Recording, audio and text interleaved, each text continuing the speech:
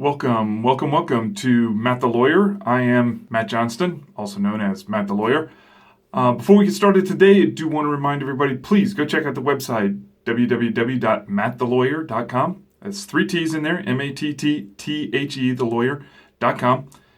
You'll see lots of other bonus content, not really bonus content, I don't know why I said that, but content, blog posts, information about my practice, information about me, and how you can get in touch with me, including signing up for our email newsletter, which I am trying to get back into the routine of doing a couple of times a month.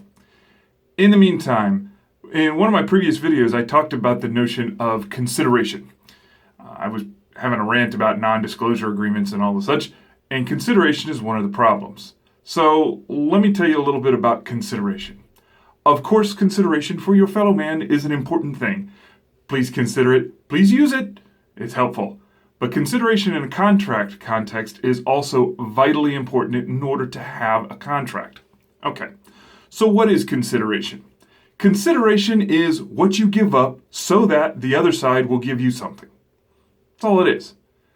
In the contract world, you have to have an agreement, a meeting of the minds between the parties, and each side has to give something up or give something in order to complete the contract.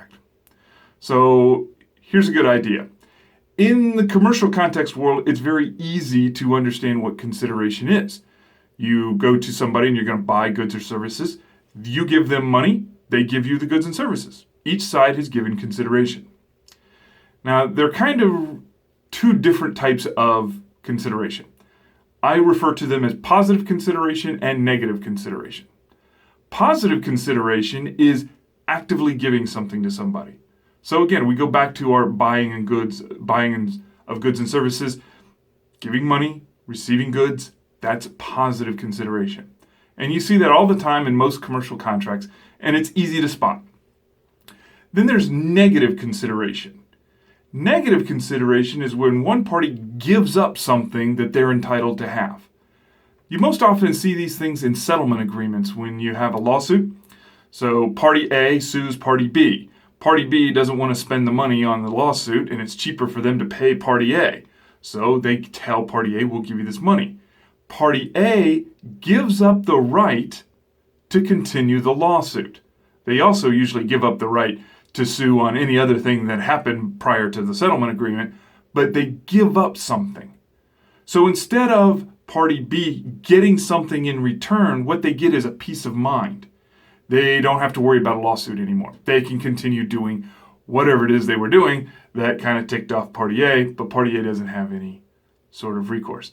So those are the two kinds of consideration. Now, as I said before, in a straight up commercial contract, it's usually very easy to spot consideration.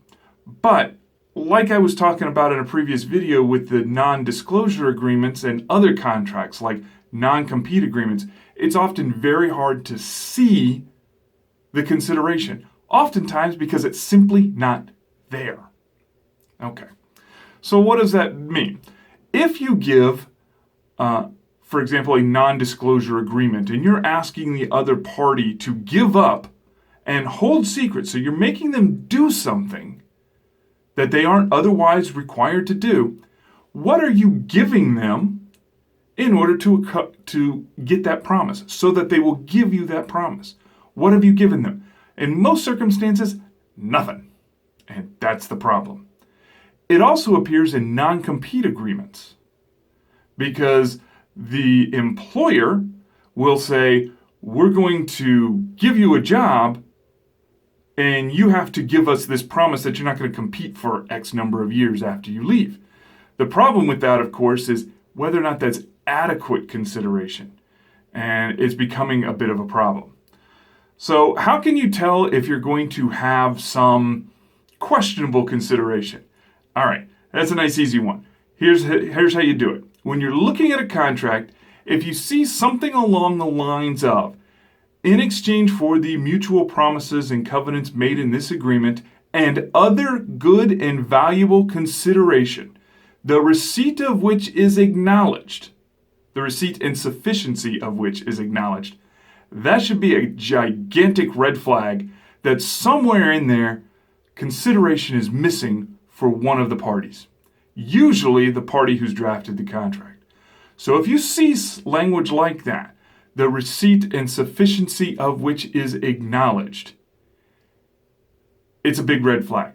Really, really, really start taking a good, hard, long look at that contract to see what you're getting or what the other side is giving up.